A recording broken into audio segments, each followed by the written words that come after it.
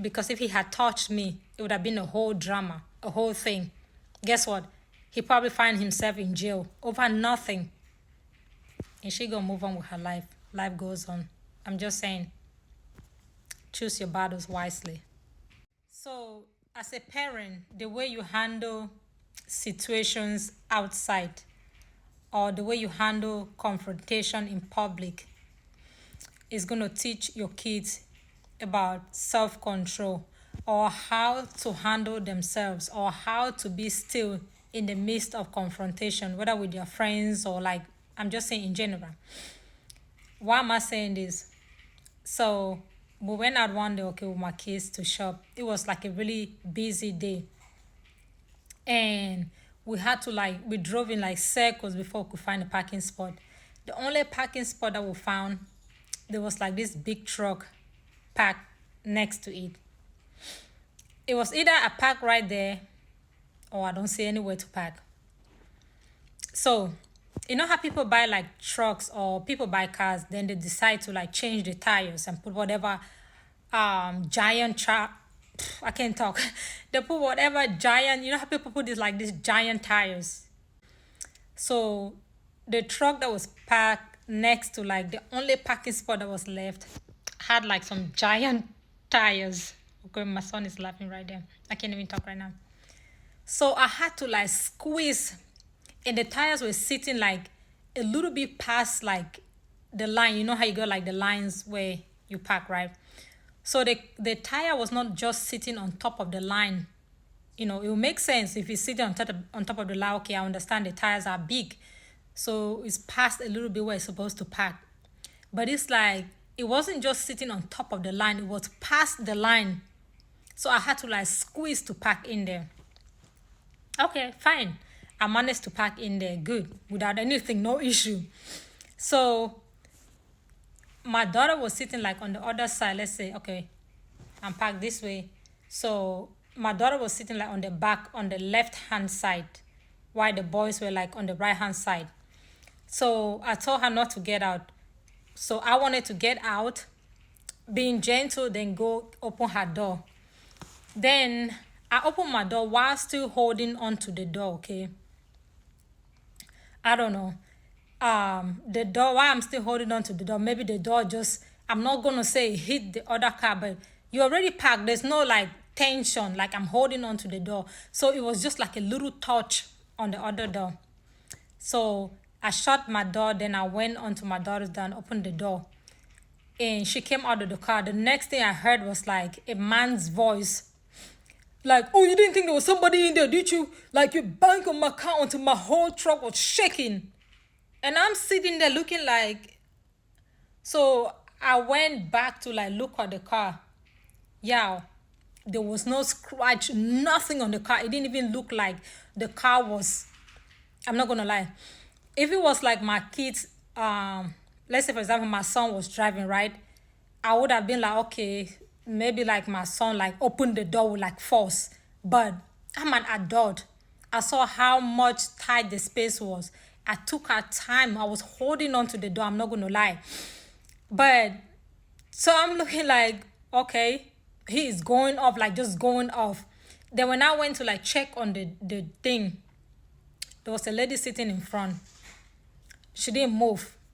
I was saying to my, I mean, the guy was just going back and forth. You didn't think there was somebody in there, huh? You didn't think there was somebody in there? Oh, you don't hear my call. I'm looking like, okay, do I need to call my insurance company? Because if they come in there, there's nothing. If you want to call the police, there's nothing. Actually, nothing. Like nothing. The lady was sitting in there. If I was a lady, I'm sitting in there and my husband creating a scene or my boyfriend, whatever, creating a scene where you see kids there.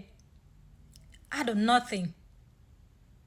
I was just saying like, girl, I was saying to myself, like, girl, can you come get your man? Can you come get your man? Because if that's me, that's what I would do. Like, look, there's no need for this. Nothing wrong with the car. It's not like I hit the car. Like, I can't even describe it right now. Have you ever like been like in a tight space, then you open your door and your door just, but you're holding on to the door, okay, and the door just touched the next car. That's the way it was. But I could tell from the energy, like, okay, the instigator is sitting in there, don't want to move, because it was on her side. She sat on the car quietly, and the husband was like furious, having a fit in there. So I was like, you know what? The kids are out there. Oh, sir, I'm sorry. Like, if I hit your car until like the car was shaking, I have an SUV. Okay, he got a massive truck. So I was just like, okay, I'm sorry. Okay, do I need to call my insurance company? You can't even ask me to call my insurance company because you're gonna be the one to even call the police or whatever. But there was absolutely nothing wrong with this car. So then I grabbed my keys after I said, okay, I'm sorry, like what else? Do you want your car fixed? Because there's nothing wrong with the car. Like absolutely nothing. You just want to create a scene out here. So the lady, there was an older white lady that was coming behind me that saw everything.